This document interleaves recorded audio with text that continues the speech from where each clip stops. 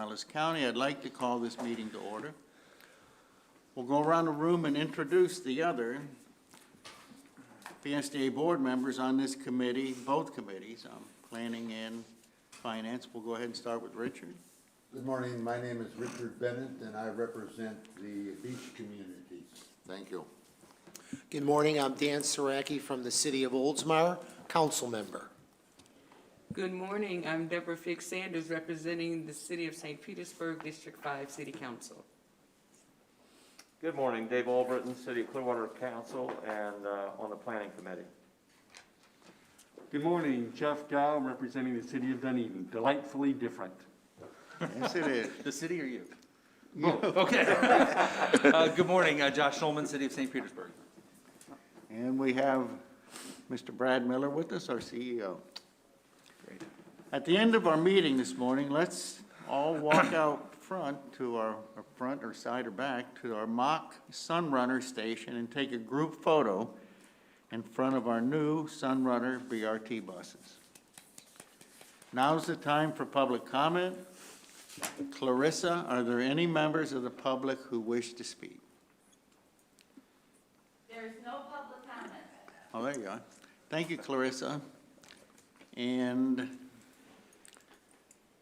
okay, thank you. Now we're on to our action items. Can we have a motion to approve the October 20th meeting minutes? Mr. Chair, I make a motion to approve. Mr. Chair, I second. Okay, we have a motion and a second. All in favor? Aye. Any opposed? The motion passes. Our first item to recommend is approval of a joint participation agreement with Pinellas County for fiber optic connections along the Sunrunner corridor in downtown St. Pete. Ms. Kessia Harris, Project Manager, and Abhishek Dayal, Director of Project Management, will take us through this presentation. Abhishek?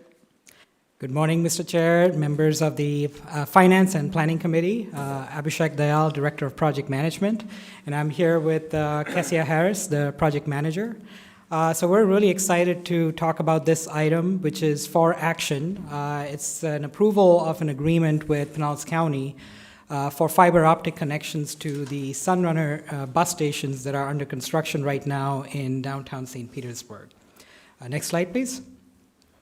So Pinellas County is in the process of designing an intelligent transportation system, ATMS project, which includes the construction and laying out of fiber in downtown St. Petersburg.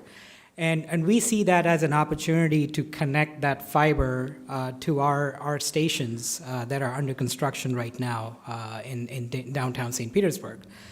That would actually enhance data transmission, improve the transmission of information at the passenger information screens at the stations. It also provides resiliency to our connection to our stations. As Kessia is going to talk about this, our alternate solution was to contract with Spectrum to provide the data connection for the users at the station to get the up-to-date information on bus arrivals. So this essentially allows us for more resilient connection with the county fiber network. And then, of course, it brings us in connection with the overall county network. So it's a larger picture improvements for our Sunrunner stations in downtown St. Petersburg. So to tell you more about this project and the details of this joint project agreement, actually, I'll just also show you the location of where the connection will be made. So next slide, please. So you can see the Sunrunner route here, and there are 9 stations in downtown St. Petersburg that we are proposing to connect to the county fiber network through this arrangement. So those are the stations that we will be connecting, assuming the committee and the board approve this agreement. So I'm going to turn it over to Kessia to talk more about the agreement and the project. Thank you. Thank you, Abhishek. Hi, good morning, everyone. So to tell you a bit more about the agreement, like Abhishek mentioned, we would like to connect 9 stations to the county's fiber, and We would do that by connecting to their ATMS project, which they are going to be installing pull boxes, fiber optic cable, auxiliary devices, and other things to connect to the county's network. The project is currently in the design stage, and the design is scheduled to complete early 2022, and construction is anticipated for summer of 2022. Next slide. So there are a lot of benefits to connecting through fiber optics, but we've listed some, and I'll share some with you right now. With an add-on service to the county's project, we're going to save on operational cost and time. We're also going to improve on resiliency to transmit real-time information to our riders at these stations, and which will also support TSP from within the PSTA to the TMS centers. Having fiber optics will also act as an alternative or an upgrade, like Abhishek mentioned, to the spectrum cable, which will reduce our reliance on the private provider, which will result in monthly cost savings. Again, connections to PSTA will serve as a larger when we connect to the county's fiber, it will connect to it will allow PSTA to connect to the larger network. County's network. Next slide. So in terms of financial impact, there were some preliminary estimated cost, some construction cost, and with a total cost not to exceed $225, which is due upon contract award for construction. And this project would be funded by the Sunrunner funds. Next slide. So with that being said, we would recommend for approval for the joint project agreement between PSTA and Pinellas Suncoast to establish this agreement, to establish this fiber optic connection between PSTA and the county. And with that said, are there any questions? Thank you, Cassia. We'll go around the board here and see. Do we have any questions? Okay. Commissioner Schulman. Thank you, Mr. Chair. So this is in lieu of the spectrum plan that was in the original proposal. And I appreciate that we have an estimate of what the costs are. What was Spectrum's, what was it in the plan originally to use Spectrum? So the cost that was quoted by Spectrum, and it's month-to-month cost, and as you know, that cost can change. They were about $65 a month per location. So we were anticipating a total savings of about $7,200 a year for the 9 stations that would be connected by the fiber. Okay, is there an operational cost for the fiber optic? Or once it's installed, there's no cost from the county? So the county would be maintaining the fiber for once they put those in with the connections to the Sunrunner station. So it wouldn't be a cost to us then. Okay, so there isn't a service fee or any of those charges for maintaining those lines afterwards being sent back to us? No, the county would be taking care of the operational and maintenance cost of the fiber. Okay, and it was stated that it will help with our resiliency. Can you share how that would make it more resilient? Yeah, certainly. So fiber in general is more resilient than the Ethernet cable that we would have used using Spectrum. In terms of power outages, in terms of weather events, fiber tends to be more resilient than Ethernet cable type connections. So that's one of the reasons why we are calling it more resilient. It is underground, and therefore it does lend itself towards more, withstanding the elements due to weather conditions. So that's what makes it a little more resilient than compared to the Ethernet connection. Okay, and then just one final question, Mr. Chair. So to understand the financial impact, you're saying that we're saving $7,200 a year based on current prices on connecting to the Spectrum network in exchange for a $225,000 upfront capital outlay. Okay. How long do we, and with the agreement, there is no, again, they're going to take care of all the maintenance for the next 50 years? Yes, so they will essentially own the fiber, and so they Okay. will be maintaining the fiber. This is basically not just connections to the 9 stations, but it also opens up opportunities for connections to the overall fiber network, including access to other portions of the fiber that the county has already laid out. So there are some additional benefits as well, including just access to their video feeds that they get connections through at the traffic management center. Cassia mentioned the transit signal priority. That also is a benefit that we wouldn't have gotten through a spectrum type connection. So it gives us more, more benefits rather than just the passenger information system connection via spectrum. So, and how does this fit into the Sunrunner budget currently? So it's currently not in the budget. So we did receive ARP funds, American Rescue Plan funds from FTA a few months ago. And so we were able to offset some of our local funds from the ARP funds, and that's what we're planning on using to pay for this investment. Okay, thank you, Abhishek. Thank you, Mr. Chair. Okay. Commissioner Albritton. Yes, you kind of touched on it, but you said, is this expandable? Because we are planning to run it, the BRT system further up. Would it be expandable on this particular cable, or would we need to change to a different system if we do expand this going north? So as far as the cable is concerned, we would have to, if we do expand to other parts of the county, we would have to install the cable, but the basic infrastructure, that we would not have to put in place. Once this project or these 9 stations are connected to the fiber, we essentially become another hub for the county in terms of fiber connectivity. So that's something would be taken care of through this phase. And then it's just a matter of adding other stations to the fiber once we expand and extend the service. Okay, so this fiber network's already in, we're just connecting to it, or we have to?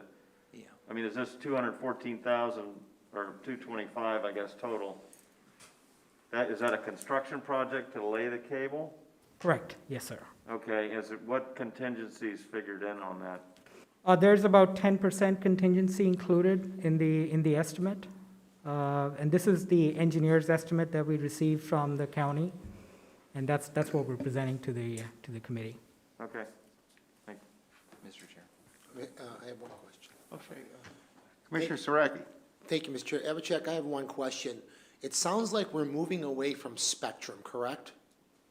In those stations, yes. Okay, In certain locations, we still have to have spectrum connections where there is no county fiber that exists.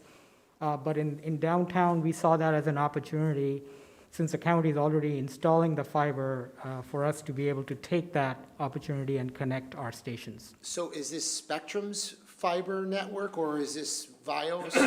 What network is it? This is owned by the county, Pinellas County. Okay, so it's fiber by the county. Yes. Okay, thank you. Thank you, Mr. Chair.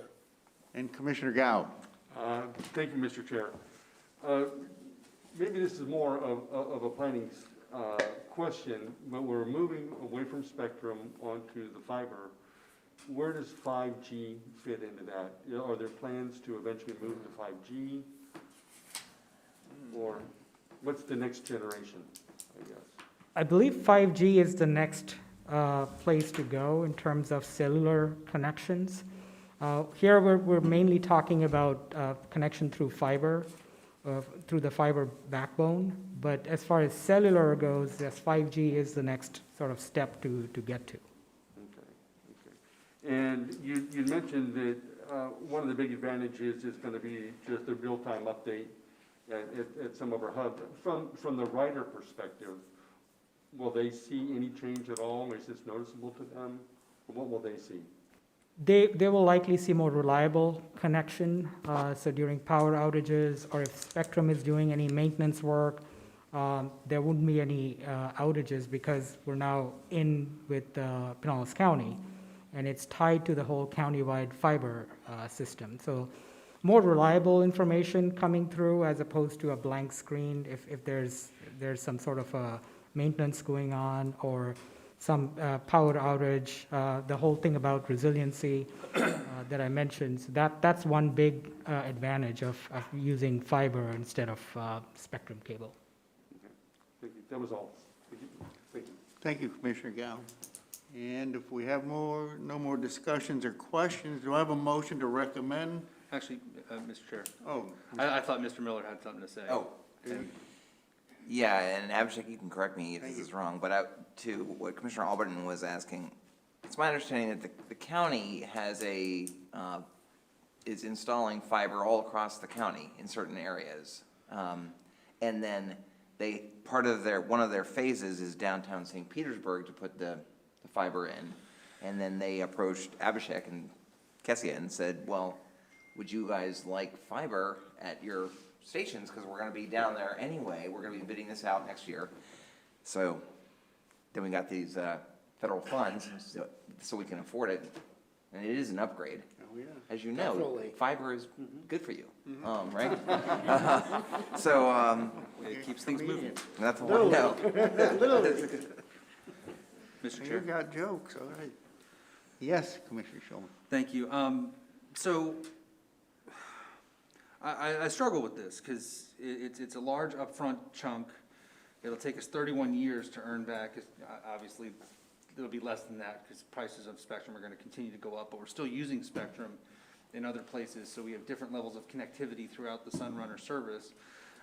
Commissioner Gao brought up a good point. There are other technologies coming down the road that may serve our stations better. So I struggle with whether this is the right choice. One of the questions I have is, so we're talking about $225,000 coming from federal funds. If we don't use those funds for this, those funds are available for other parts of the Sunrunner project, is that correct? So we are not planning to use federal funds. We would use the local portions of the funds that were offset because of the federal funds that we received. But to answer your question, the spectrum connection was always intended to be the interim measure. We wanted to upgrade to a more resilient, reliable system through the fiber. And so we were looking for opportunities to partner with the county or the cities when they place fiber in so that, we could upgrade our connectivity to fiber. The other thing I'll just say is we already partnered with the county on Gulf Boulevard. They were in the process of installing fiber there, and we took that as an opportunity to just do it at the same time when our construction was going on.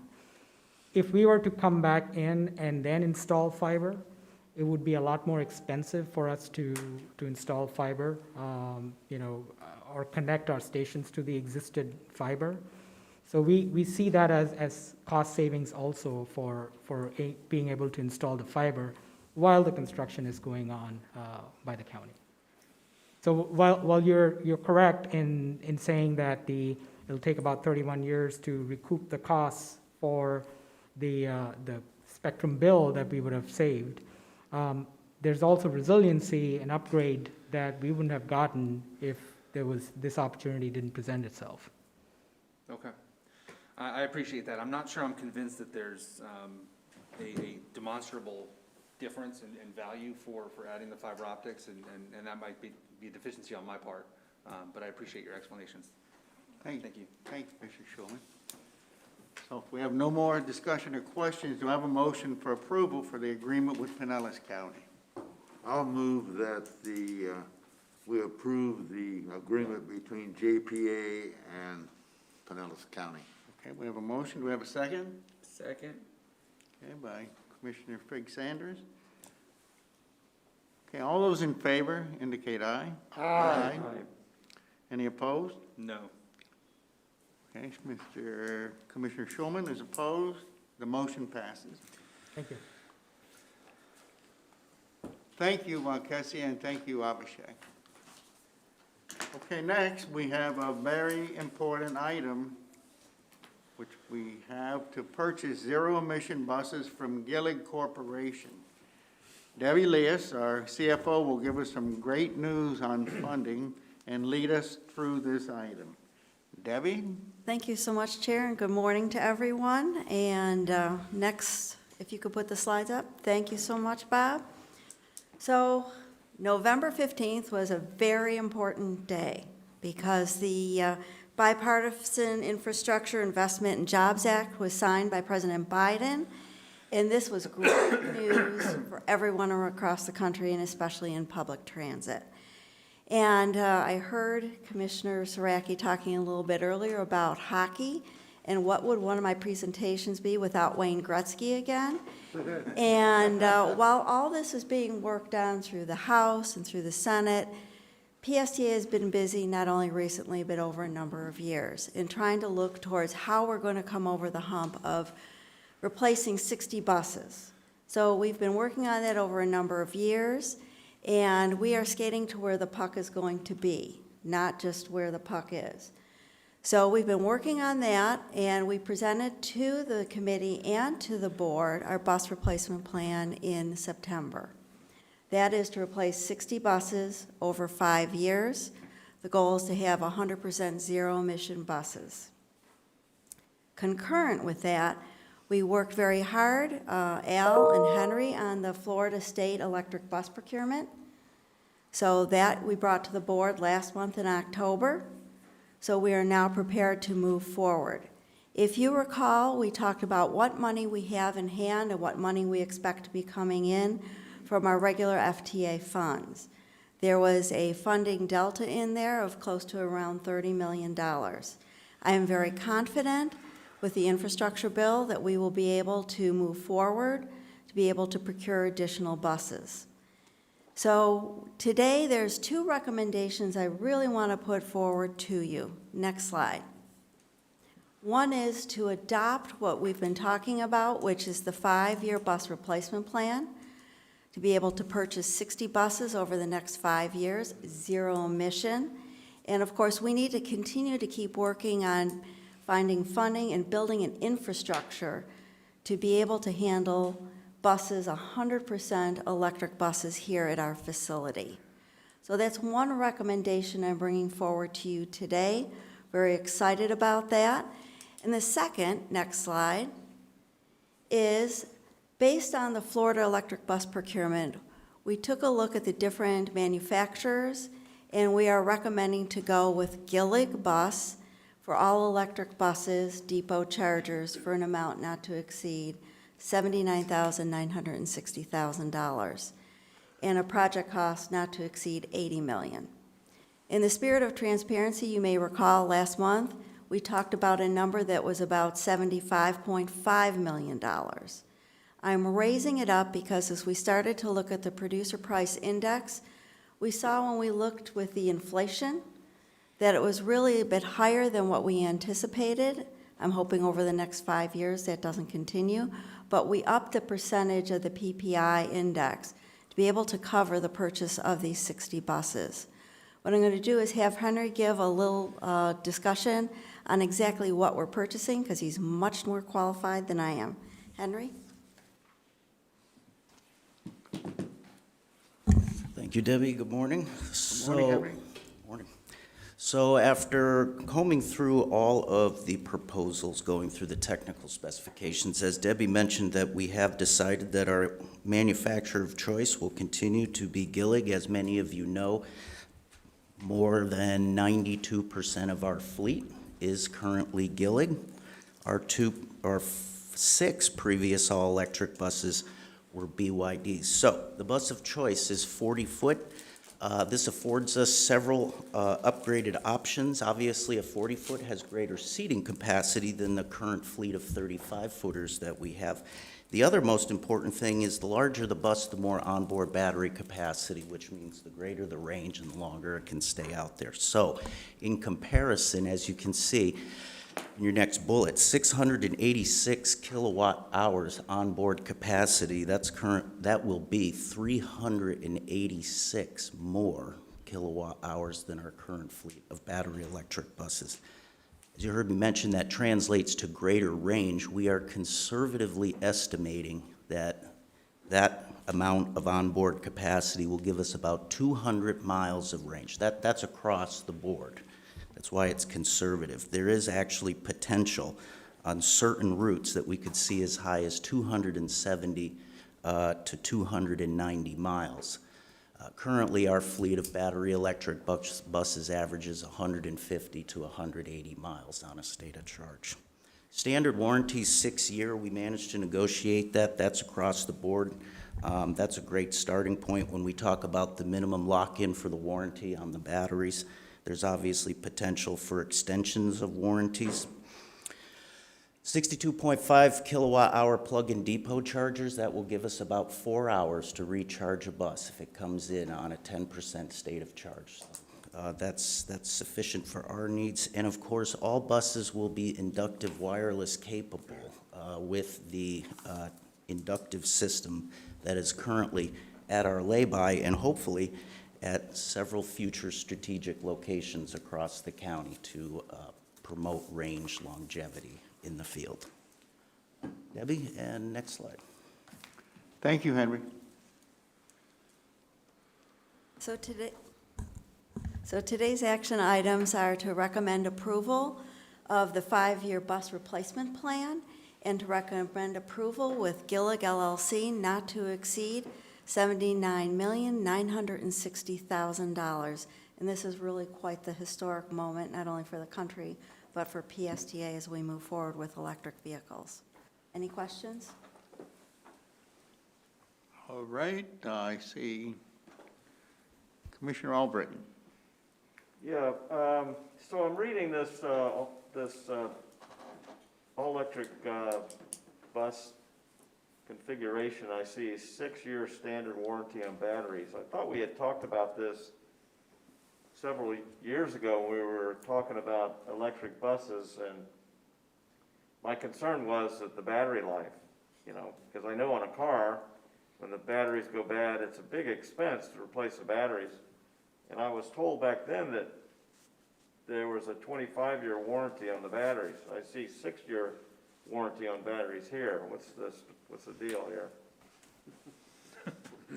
Well, I'll clarify that statement from a couple years ago. The 26-year lifespan was not a warranty. BYD had stated that their batteries had a 12-year warranty, but could actually go 26 years. It's common practice that on transit buses that there is a midlife overhaul at approximately 6 years.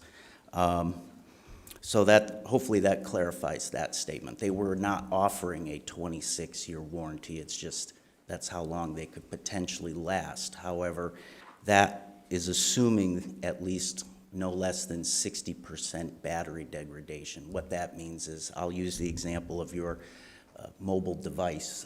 When you purchase it new, it's great because it lasts, what, a day or two on a full state of charge, but 3 years later, how come the battery's dead after 2 hours? And that's a good example to illustrate battery degradation.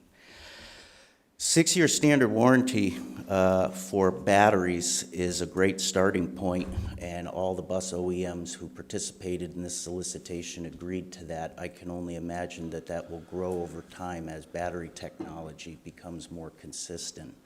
Here, we've had great experience even with our hybrid buses, which do have the same type of batteries on board, that we actually see 10 years before we need to overhaul them. So the 6-year warranty is sufficient to get us started. What kind of cost are we looking at for battery replacement if we go beyond the 6th, like on the 7th year, and we have to pay for batteries? What are we looking at? Great question. So fortunately, over the last 10 years, the fleet division has trained itself out of more or less necessity for cost reduction to learn how to rebuild battery packs on its own rather than purchase brand new ones from suppliers. Typically, an average out-of-the-box replacement battery system could run you approximately $75,000 to $100,000. We've managed to rebuild those for approximately $35,000 because we're able to do it with our own staff in-house. So there's a significant savings that's specific to us here at PSTA. Okay. Do we have, I guess, this is, the contract specifies the 6-year standard warranty based on our locale, right? I mean, I know heat makes batteries wear faster than, let's say, if we were in Wisconsin. So you feel pretty comfortable that we'll get longer than 6 years out of these? I do, and you're absolutely correct. Depending upon where you're located in the country, climate, terrain, environmental conditions, you may find that your batteries will not last as long as, say, other locations in the country. And one of those locations where I feel we have the best, what I call duty cycle profile, is here in Pinellas County. It's a relatively uniform temperature. There's no hills, such as in San Francisco. And so there's a very consistent type of energy consumption and duty cycle, and that's what batteries love. They love to remain in this very uniform state of being. Highs and lows, heavy loads, light loads, batteries do not perform well in that situation. Okay. Okay, thank you, Henry. Thank you, Commissioner Albritton. Commissioner Gao. Thank you, Chair. To piggyback on Commissioner Albritton's comments, certainly with the maintenance of electric vehicles, those are a lot less than your combustion engine. And so with that savings in converting over to electric, are we able to take this $35,000 per battery pack, and are we budgeting that and saving that so that this isn't an extra cost, but it's still part of the savings as the transition, if you understood that? I do. I actually, as part of this exercise, we ran a life cycle analysis for this particular vehicle. And yes, there is savings over the traditional internal combustion engine. So the first one is maintenance savings. So our exercise revealed that looking over a projected 12-year life cycle, or approximately 500,000 miles, which is the standard useful life, that the cost per mile is approximately 24 cents in comparison to 40 cents for an internal combustion engine. So that reveals a savings of approximately $78,000. Now, where the greatest savings comes from with all electric buses is not using fuel. And that's where the greatest savings is. So over the life cycle of that vehicle versus a traditional vehicle, it's approximately $162,000 over 12 years by not using fuel, because the cost of electricity is relatively cheap. We did budget in some escalators, so not assuming today's fuel costs will be the cost 12 years from now, or electricity costs. So over the life cycle of the vehicle, it's approximately $241,000 of savings per bus over the alternative. So yes, a very long-winded answer to say yes. Well, thank you for that. And the fact that you even go the extra step of not wanting to purchase the brand-new battery packet, I believe it was $70,000, that you're taking the extra step to train the staff to build their own in-house for an additional savings of approximately $40,000. So thank you very much for all that. Also, I know historically when we've talked about procuring buses, we've kind of always hedged our bet on whether it's electric or combustion engine, and it's kind of like, well, whichever is the better option at the time of the purchase. And I believe, if memory serves me correctly, we even did that when we did the big master plan for the state. But with this one, it is saying that all of these 60 buses are going to be electric. And I'm just wondering, is that true? Am I reading that correctly? And regardless of whether we're hedging our bets in the future, how we do that is basically the industry is moving in that direction to where going electric is by far the much more common option to take from a cost savings benefit. Yes, as I stand here today, as I stand here before you today, after seeing numerous other types of alternative vehicles, from CNG to biomass to hydrogen, I do believe electric will be the choice moving forward in greater numbers. I'm glad you said that about hydrogen, because I have residents that are pushing me to go hydrogen, so We can talk later. And also this is the contract for the 60 buses. But these are not all to be built at the same time, right? So there is going to be a schedule over the next 5 to 7 years, I believe it was, to replace these. But what this is doing is actually locking in the price or the cost of the buses. What this is doing, Commissioner Gao, is to allow us to buy up to the 60 buses in our replacement plan. And I can only purchase at one time, set out a purchase order for which I have grant funds for. So what we're going to do is, based on this contract, release a purchase order, which will probably be the first under this new state contract, for probably approximately 24 electric buses.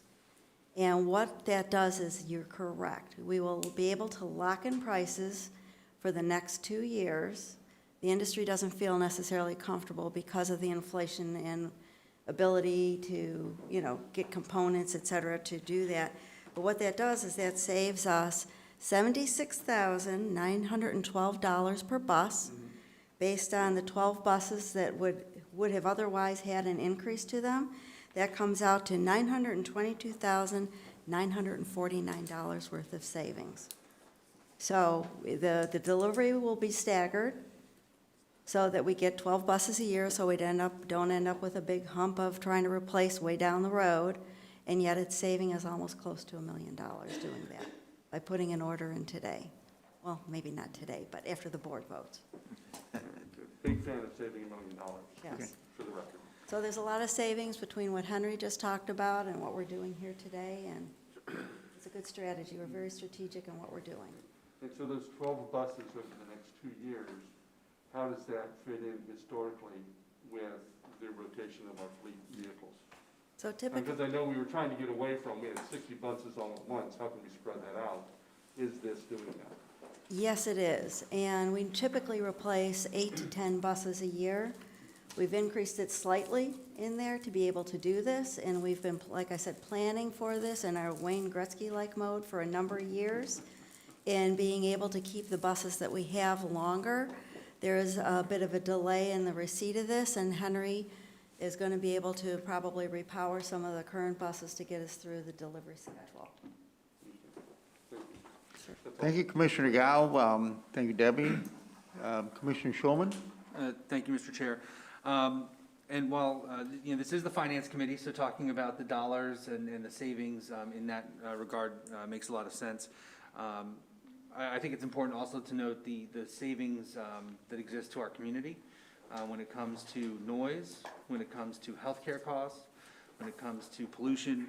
There is a difficult to value component to having the electric buses. So I think it's important for our community to know that it's not just a pecuniary savings, that there is a value in savings in other ways, including, I believe, using this contract, we save, what is it, $500 or $1,000 for $500 for using the contract, because we were the lead agency on putting that together. So that's another way of congratulating Al.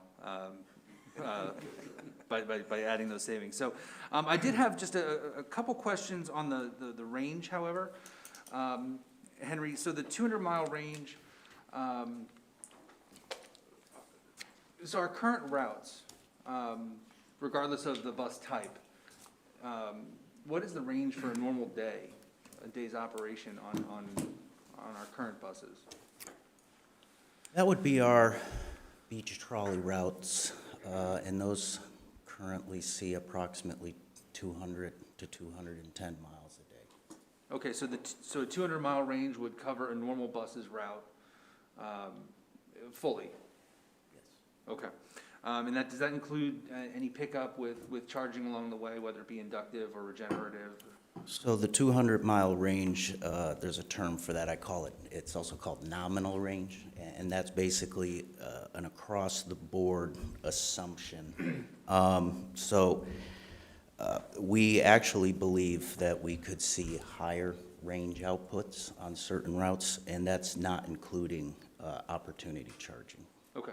We always assume worst-case scenario. Right, so the 200s are baseline of running it down, which is good. So, and I appreciate that. And it's amazing when we're talking about batteries and you know, bus life cycles and things like that, just to see where things were 2-3 years ago with the batteries and how they're operating.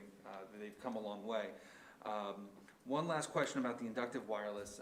You said that the depot charging takes about 4 hours to go from a 10% charge to fully charged. I believe you said fully charged, maybe been 80%. What about the inductive wireless? I imagine the timing for charging is the same with these batteries as others, but how long, what can we expect to pick up with the inductive wireless? So the inductive wireless system is rated for 250 kilowatt hours of output. It's used in a opportunity charging capacity, not necessarily a primary means at the yard. The depot charges are certainly much slower, but we can accommodate that. So typically, we estimate that for every 1 minute that it is on the inductive charger, that you see 1% state of charge return. That 1% is based upon the total onboard battery capacity. So rough math, 686 onboard kilowatt hours for this particular bus, the Gillig. 1 minute on the charger would return about 6% state of charge, or about 6 kilowatt hours, Okay. which would translate to 12 miles of range. Okay, so ideally we have inductive chargers every 12 miles. just kidding, okay. Charging strips in the roadway? Who knows what's next? Probably not up to PSTA on that, but thank you. Thank you, Mr. Chair. Okay, thank you. And thank you, Henry, again. And if we have any, or have no more questions or discussion, do I have a motion to approve the purchase of the Gillig contract? I'll move that we approve the purchase of the Gillig contract not to exceed $80 million. Okay, motion second. Second? Okay, second by Commissioner Schulman. All in favor, say aye. Aye. Opposed? None. Thank you so much, and thank you, PSDA, for this really monumental purchase. We thank you. Next, we'll go back to business with James Bradford, PSDA's Chief Operating Officer, will walk us through this item to recommend wage adjustments for years 2 and 3 of our existing contract. These are supervisor wage adjustments. Thank you, Chair. Good morning, everyone. James Bradford, Chief Operating Officer with PSDA. Good morning to Chair Cox, Chief Miller, to our esteemed panel of Finance and Planning Committee members. Go ahead and next slide, Bob. So this is a contract addendum. Just come here before you today to seek your approval and recommendation to the board on wage increases for years 2 and 3 for our supervisors. Go ahead, next slide, please. I presented this in October of 2020. We presented the working conditions contract to the Finance Committee, and it received approval by the board to ratify the supervisor's contract then about a year ago. We agreed to terms for 3 years, but we only agreed to terms for 1 year for their wage increases. And this is just, again, for the supervisors. It's a group of about 30 people, which encompass 7 of Henry's maintenance supervisors and then another 23 transportation supervisors. Since then, and just to kind of straighten out all these various union contract approvals that I'm always come up here to seek, this past August, I came before you all to seek approval for our larger union of nearly 500 men and women, and that includes our bus operators, our mechanics, technicians, and our customer service representatives. They are good for another 3 years, and then they have all 3 of their wage increase years all set. So after we got done with that, we had to come back to the tables with our supervisors to finish up years 2 and 3. We reached full tentative agreement with them in October. They voted to ratify this deal at a vote of 24-1, so almost unanimous there. And so now I'm before you today. Hopefully, we can take it to the board for full ratification. So next slide, please, Bob. Again, our main focus, we only had 5 sessions on this to really kind of work out the areas. We're always concentrating on our fiscal sustainability and our side, or my side, checking in with Miss Debbie's team to make sure that whatever we offer, we can do, and it's within our FY22 budget, and then for year 3, to be within our projected budget. SEIU is always going to look at the numbers. They're going to look at how they compare with their counterparts around the state. So you have 31 odd other transit agencies in the state of Florida. So we usually do look at a cross comparison of what HART is doing or what Orlando Lynx is doing, even up to Jacksonville. Sometimes we'll look at West Palm Beach or Daytona or Miami-Dade, just to kind of get a sense of where they are and where we need to be. And of course, we're always performance driven as much as we can. We're giving you these wage increases in return for that. How responsible and accountable are you for the daily operations of our maintenance shop, which is open nearly 24 hours a day, about 20 hours a day or so, working on these vehicles nonstop, keeping them up in tip-top shape, how well trained Henry's team has to be because of all the changing technology, and then of course our transportation supervisors to take care of our bus operators and our customers out on the road. I was actually out this morning checking on some of our customers and drivers' connections, making connections so people can get to work over at our Largo Transit Center. And so they do all that, making sure the product is good. Go ahead, next slide, Bob. So we ended up with this deal here, years 2 and 3, 3.5% increase for the transportation supervisors for the remaining years of the contract years for them. They got a 3% initially in that 1 year, so this is they were agreeable to this. Maintenance supervisors received a 3% increase for the next 2 years. They received a 2% in year 1. And again, maintenance has the ability to boost their pay upwards of $2. We increased the amount of automotive service excellence certifications they can get from 7 to 8 at 25 cents a piece, so they can boost up to another $2 if they'd like. And we also actually came up with a deal that I think we can work on as the years go by for transportation supervisors, for taking X amount of trainings, certifications, and courses to also boost their pay an additional a quarter or so. And I think we will continue to look at what works best for them. So we'll take it to the next couple of slides. I always like to show you all how we compare. I just took a sampling of other agencies that are nearby. PSTA usually, when we get done with our deals, falls somewhere in the middle of the pack. As you can see, with this latest deal, supervisors will max out at $31.48, so that'd be year 3. Right now, they're at about $28 or so. So this deal brings them up to $31.48, and as you can see, they're right behind Lynx and Lee Trans there, right above JTA and HART. And then for our maintenance supervisors, if we go to the next slide, again, somewhere in the middle. One of the things to keep in mind, though, that $33.12 would be the top rate of our maintenance supervisors at the end of year 3. But again, they have the ability to boost their pay another $2 or so and help themselves even more. So I think this is our next is our final slide, and I'll sum it up and get out of here. Again, I'm just here seeking, hopefully, your approval and recommendation to the board. This finishes up our supervisor contract, essentially. Will be good for another 2 years, and then I'll be back here in whatever that is, 2024 or so, and we'll do it all over again with our unions. So with this, both our unions hopefully are happy. You can never keep everybody happy all the time, but we do a good job, and to our unions' credit, they do a really good job coming to the table with reasonable expectations. So with that, I'll stop it there and take any questions you all may have. Okay, thank you so much, James. Do we have any questions? Commissioner Shulman, of course. This is the time for questions. So, the max rate at year 3, when you're comparing to other agencies, is that based on their current rate or based on their projected?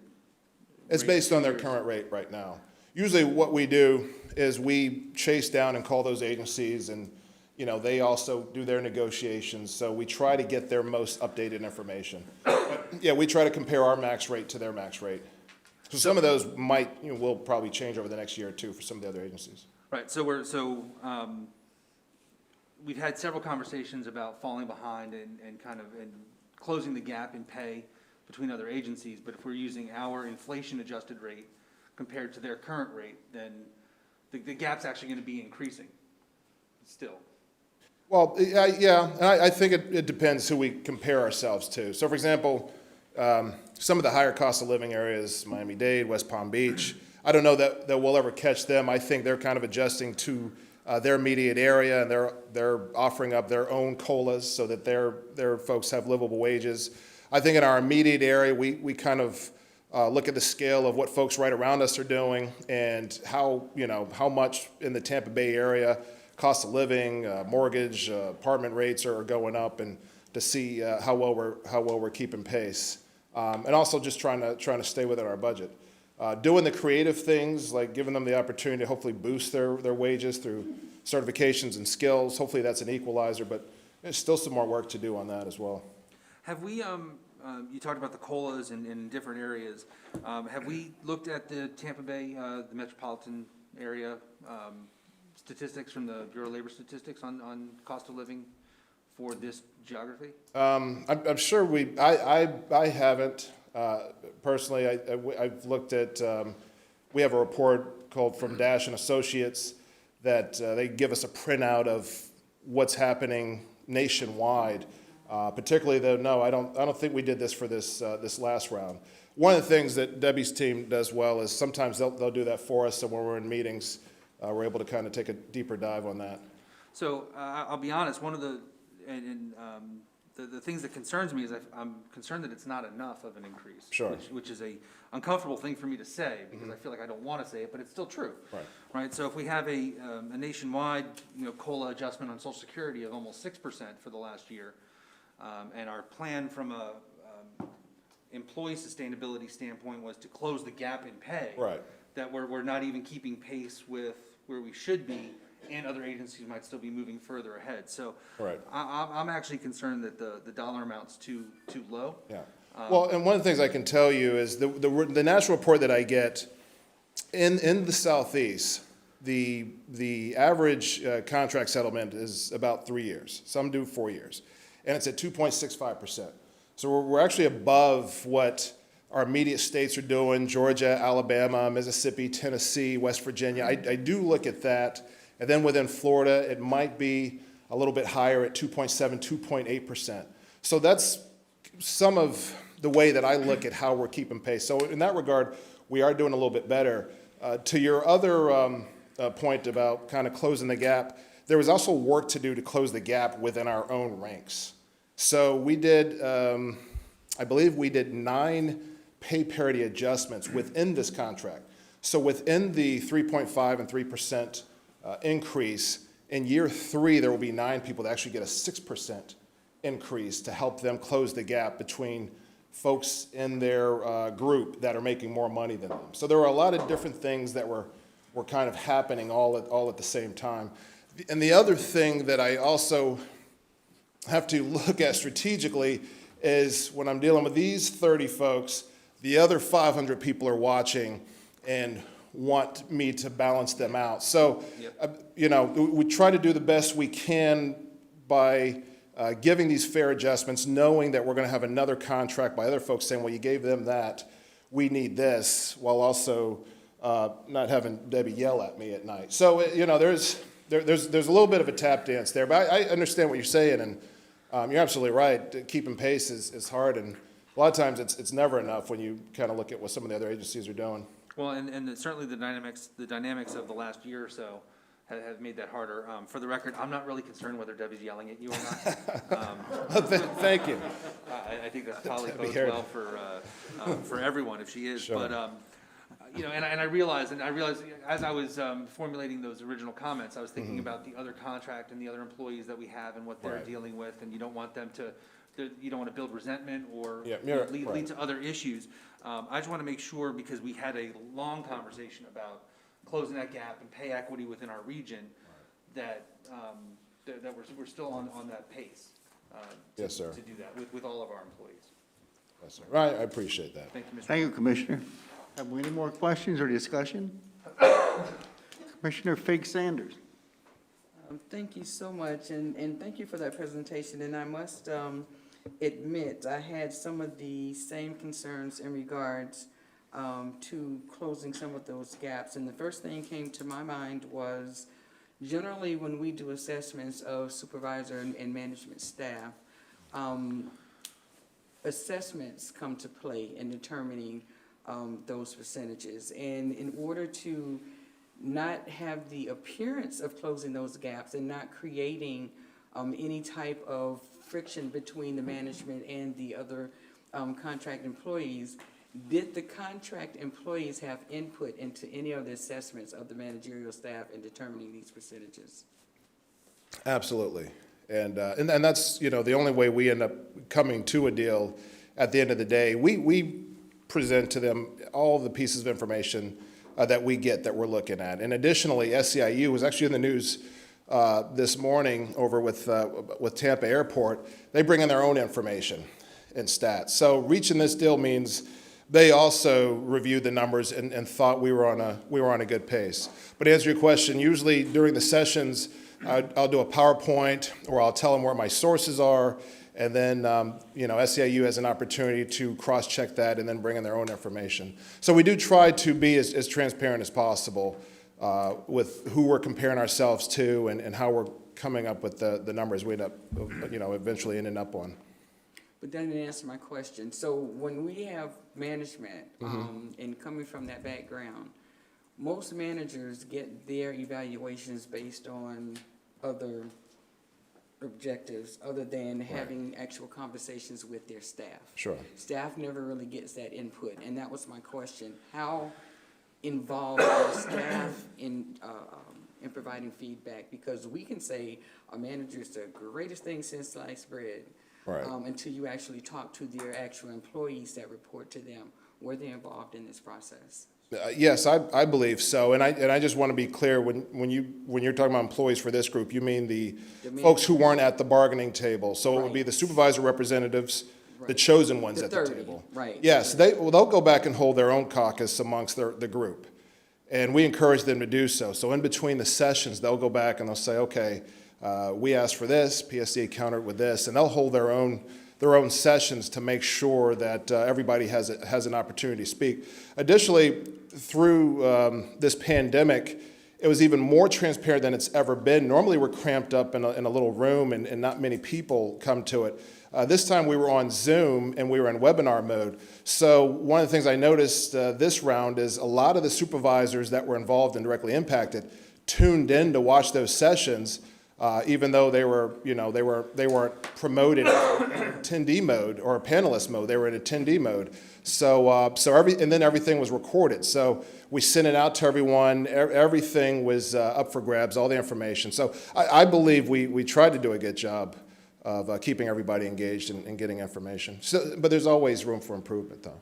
Okay, and yeah, that will be one of my concerns, to make sure as we're addressing the needs of the supervisory staff and ensuring that our other contract employees feel as though their voices are being heard in determining that. Yes. Because what was the percentage wages for the other 500 plus employees? They were 3.25% Okay, over so they 3 were years. comparable. Thank you so much. My last question is, when we have these negotiations with SEIU, and I know that they generally have their specific representatives, Yes. do they fluctuate, or do you have conversations with the same reps every year? They have actually the past few years. SEIU replaced their chief of operations. It used to be Rick Smith, who was local, and now it's a young man, Joseph Brenner, who I believe is out of the Gainesville area. and he'll check in with the head of FPSU SEIU. So that has changed a little bit. From PSDA, I've noticed it does tend to change. I don't know that a lot of our employees like to be the lead rep, but the main leadership has stayed the same. It's been April Murphy of the larger union, and then Sebastian Ruiz has stepped up for the supervisor group. So it changes a little bit, but there's some consistency in there. And the reason why I ask that is because a lot of times, sometimes when I hear the discussion, we're actually looking at regional differences. And I just want to see how focused that lens is when we're talking specifically per our region. Right. That although we're doing comparable rates to other regions, how appropriate are they for the residents, for the employers here? Right. So that's Good why I asked point. that question. But thank you so much for your No, thank you. responses. Excellent points. Thank you so much. Thank you, Commissioner. Okay, Commissioner Gao. Thank you, Chair. I'd like to piggyback on what Commissioner Sanders was talking about as far as employees versus supervisors. And within any company, retention of employees is important as well as vertical mobility. Yes. And when we compare not necessarily the salary increase, but the ranges of our employees to supervisors, are the supervisors' rates in a position to where it is an incentive for some of our employees if a position opens That's a great to point. apply for those jobs versus just recruiting outside the PSTA family Right. and be getting somebody else? I think there's more work to be done on that, to be honest with you. So it's, as employers everywhere are seeing, it is hard to fill some of the rank and file. We're currently budgeted for 22 supervisory positions. We have 19. And we've been trying to recruit. We actually tried to recruit outside of the state of Florida, and pay has been a big issue. I think the disparity between the top-rated, for example, if you're a Tech 3 and you're certified and you get a lead tag, so all that's extra money, and then a maxed out bus operator is not that big. I think if you wanted to move up to supervisory position, maybe it's a 3 to 5% bump. So it's not so great where it's taking a lot of technicians and bus operators and saying, oh, I want to be a supervisor. And because of that, what we're seeing is a lot of junior people, folks who are at their second or third year making that leap because they're not at the top money yet. And maybe part of that is their influence, or they're motivated by getting that higher rate and doing something different. So to be perfectly honest, it's not a huge gap, and it's definitely not one that I think is attracting from the other union and motivating them to want to be a supervisor. And that is something we talk about during negotiations. And we widened it a little bit. We do tend to try to make sure it doesn't fall below 5%. But I think every time we go back to the table, there's a little bit more work to be done. At least we're looking at it. Yeah, no, but I mean, great observation. Commissioner Sareki. Thank you, Mr. Chair. Mr. Bradford, I want to say this presentation was excellent. Thank you. Appreciate all your hard work. And, Mr. Chair, I'd like to make a motion to approve the SEIU Supervisory Labor Agreement, year 2 and 3-year wage increase. And I second that. Okay, we have a motion by Commissioner Sareki, second by Commissioner Gao. All in favor, say aye. Aye. Opposed? None? Thank you, James. And I want Thank to you. thank you one thing also for helping on our paratransit, our access, Oh, PST right. access, because I had noted in September that I saw one of the vehicles stopped at a railroad crossing, but it didn't have a warning sign on the back of it. And the company, First Transit, did have a policy that they initially weren't putting Right. signs on there. Through your hard work, the rest of your staff, I was driving here today with my wife, and I said, look at that little red sign on the back of that. Excellent.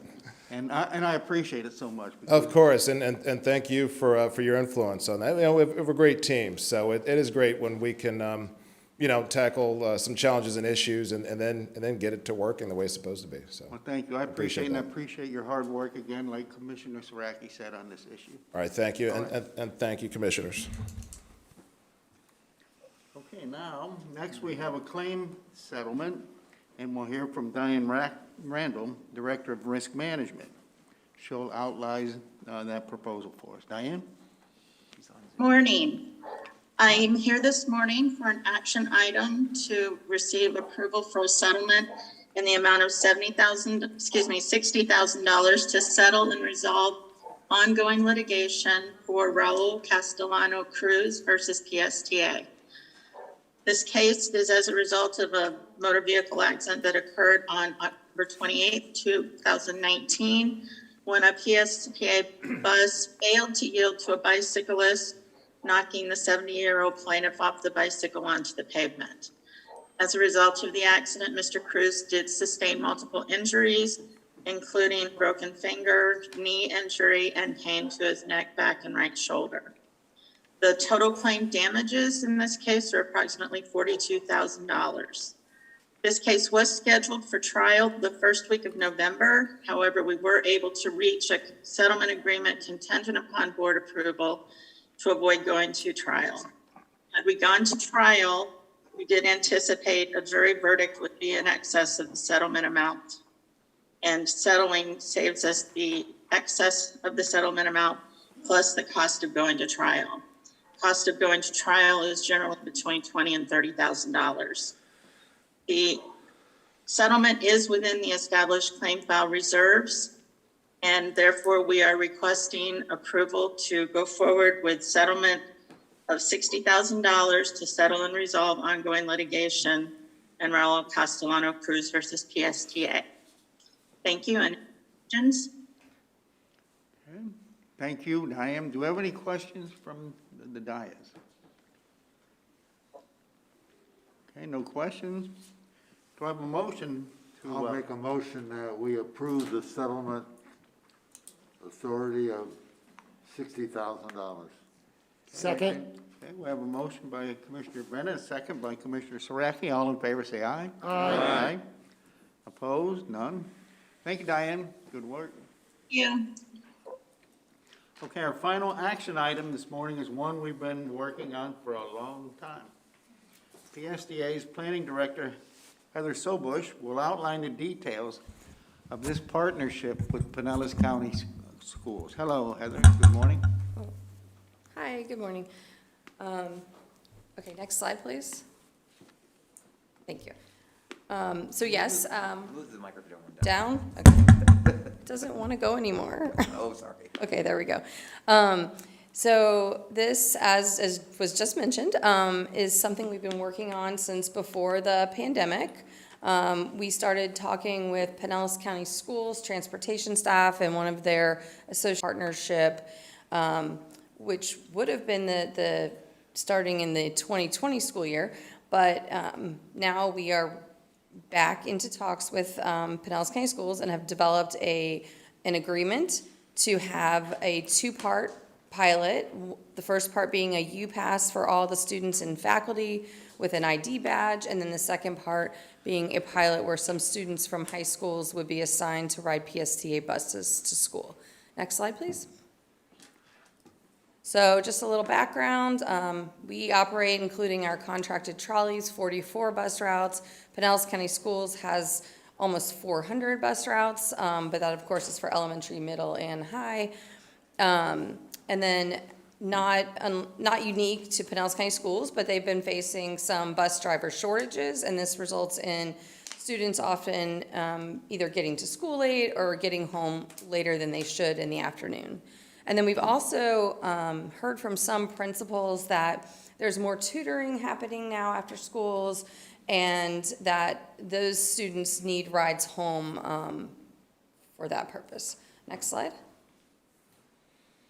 So the first part is pretty simple. It's that all of the students and faculty of Pinellas County Schools could ride any PST bus anytime for free, showing their ID badge. This would begin January 2022, and this would cost Pinellas County Schools nothing for the rest of this school year. And then starting with the next school year, $10,000 a year and escalating each year thereafter. Next slide. And then the second part is this high school pilot. And so we've identified 3 schools, Gibbs, Largo, and Dunedin High School, that are served directly by a PSTA route, where some students would be assigned to the PSTA route instead of the yellow school bus to to get to and from school. And so this is just an example below. On the right, you see Route 34 that goes along 34th Street in a straight line by Gibbs High School. And then on the left, you see a map showing, this is I obtained from Pinellas County Schools transportation staff, showing all the bus routes that go outward from Gibbs High School. They kind of go out in a radius. They have to serve any student that's part of any of their magnet programs. They have a very popular, I think, arts magnet program there. And so they do provide transportation. These routes meander through neighborhoods. There's a lot of Pinellas County school policies about how many, the size of roads kids can cross and all of those things. So they do go into the neighborhoods. Next slide, please. So again, maybe some number of students that live along our bus route would be assigned to a PSTA bus. So maybe one PSTA bus, the students may be coming from 4 or more Pinellas County school buses. And then the way that they could potentially save the need for yellow school buses and drivers would be to redraw some of their routes. And then the superintendent said that by doing so, they could maybe expect to save 1 to 2 yellow school buses per high school.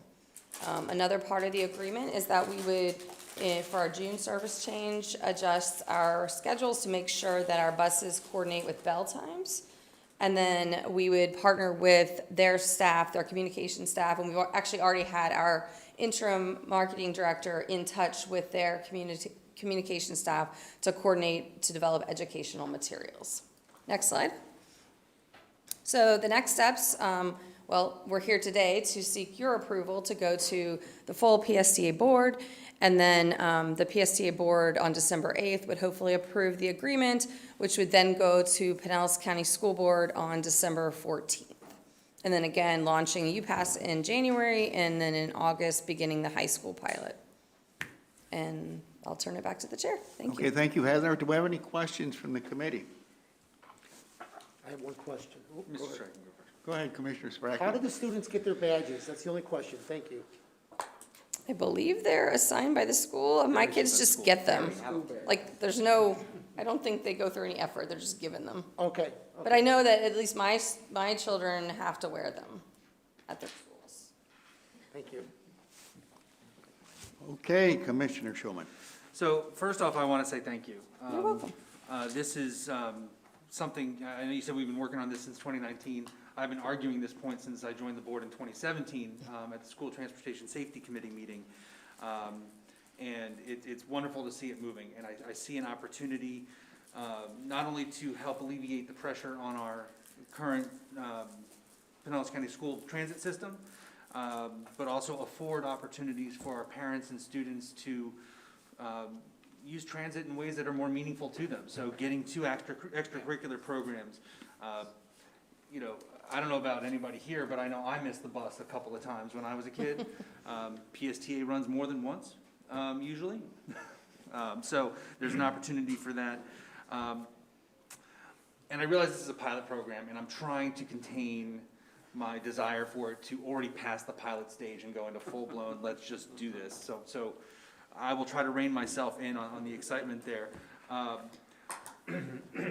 I do want to make sure when it comes to the marketing and training of using PSTA for both the pilot program as well as other locations is that we try to get buses out there if possible, have people on hand to show how to use the transit app. I realize they're high school kids, so using an app is intuitive. They probably already know how to use it before you even tell them it exists.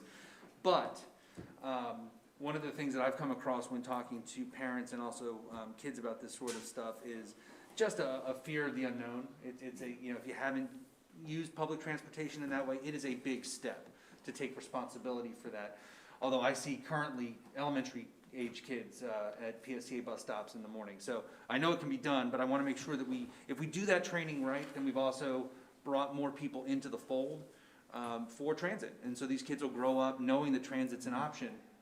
But I also think it's important for parents to learn how to use the transit apps as well. And also to potentially, while this might not be the main source, they can use transit in conjunction with other sources, right? So I was talking to a parent who had a child going from Osceola High School to their home, and they couldn't stay for an extracurricular program because they couldn't make it and drive from St. Pete all the way over to Osceola and back. And, I suggested, why don't we she could take the bus from Osceola to here, to the PSC lay-by, in which case it's only, a 10-minute drive for the parent. And he's like, I never even thought of that, right? So parents can learn to combine their own efforts with transit. I also think down the road, I know some school districts around the country we're offering credits for parents to drive their kids to school versus taking the bus because they didn't have bus drivers. Maybe there's an opportunity for a parent opt-in credit for the schools to get your kid to the bus stop.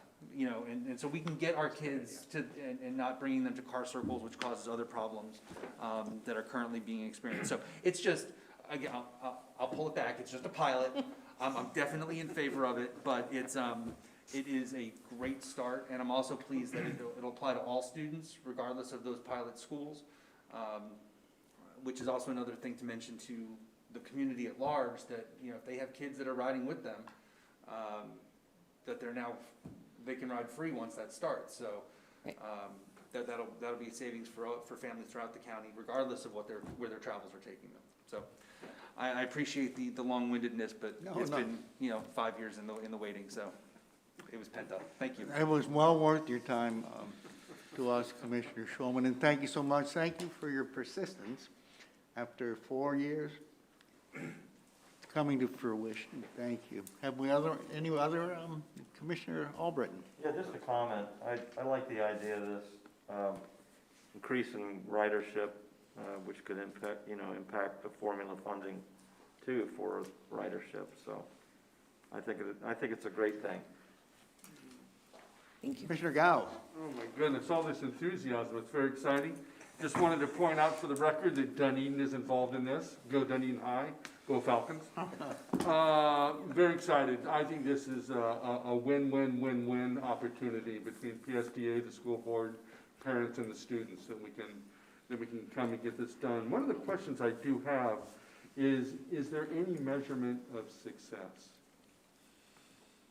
At the end of the pilot program, is there anything that's going to go, yes, Well, or dang? I think there's a two-part answer to that for the UPass.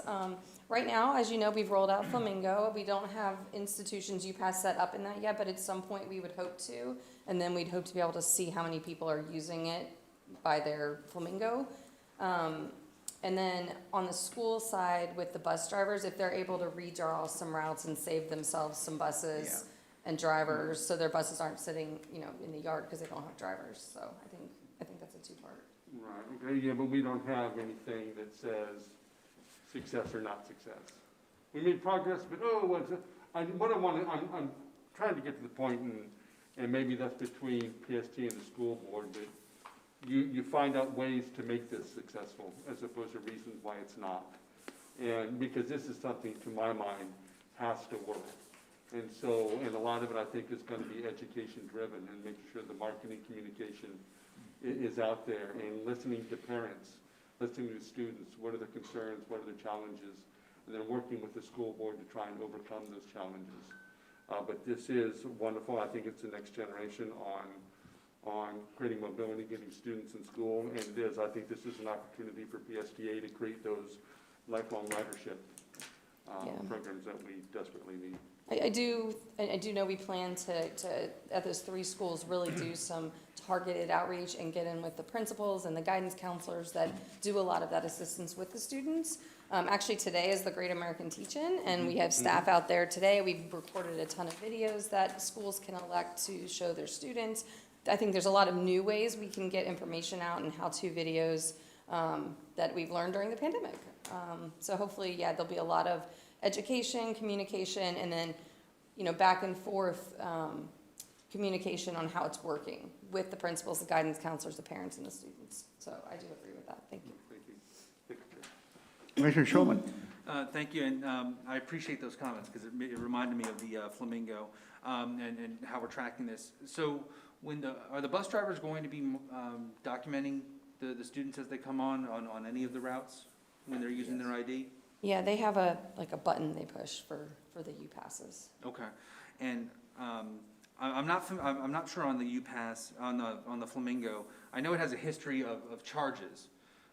Do we know, does it show in the history, like when the rides were? Yeah. So each individual ride is there? By time Yes. of day, yeah. Okay. It is there. Okay, so the great thing about getting Flamingo coordinated with this is it also becomes a check for parents to know when their kids get on the bus and help with tracking, which I know is a big concern for parents, saying that they have, kids now have access to the entire, globe. So being able to see that is very important. So I leave it there, but I just wanted to piggyback on that. So thank you.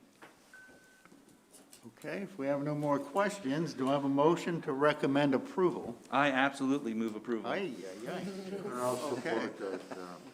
Okay, we have an enthusiastic motion for approval by Commissioner Schulman and a second by Commissioner Bennett. All in favor, say aye. Aye. Opposed? None. Thank you, Heather. Thank you for your hard work on this. Thank you. Mr. Chair, this may be my enthusiasm as well, but if, I don't know if this belongs on the consent agenda. I think it might do well to be on the main board agenda so Oh, that yeah. the rest of our Yeah. board Sure. members know what's going on and can communicate it.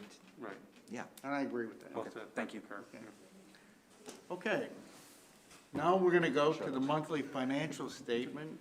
Debbie, will you walk us through it for September 2021? Good morning again, and in your packet, we have the month of September along with the year-to-date. And what I may want to do is just have you look at the year-to-date piece of it, since we're at the end of the year. And as you can see, we have a surplus of $10.3 million as compared to our budgeted surplus of $1.9 million, for a positive variance of $8.3 million. And included in that, as you know, we were trying to be strategic and working with FDOT. We have put off using some of their grant funds to use the CARES Act money instead. And this will close out our CARES Act grant. Next, we'll be using Carissa and then the ARP funds. And I think what's important to me when I look at this is we did come up with a very large positive balance, but how would we have done without the CARES Act money? Because we did withhold charging fares for a significant portion of the year. We did very well in containing expenses, as you can see, with a $4.6 million below budget.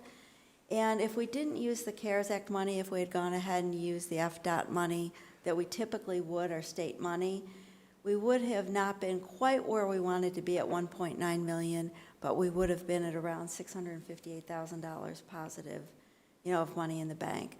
And that's important to me because we're not going to have the CARES Act, the Carissa, or the ARP to rely on going forward. And our goal is to use up that money most likely by the end of this fiscal year, or maybe in the next month or so in the following fiscal year, because I don't want it swept out for anything else by the federal government. So we've ended up on a very good note here. So I'll entertain any questions. Okay, hearing none. Thank you. Okay, thank you, Debbie. Good work. Now, Debbie and Michael, our quarterly reports. Would you like to talk about the quarterly reports?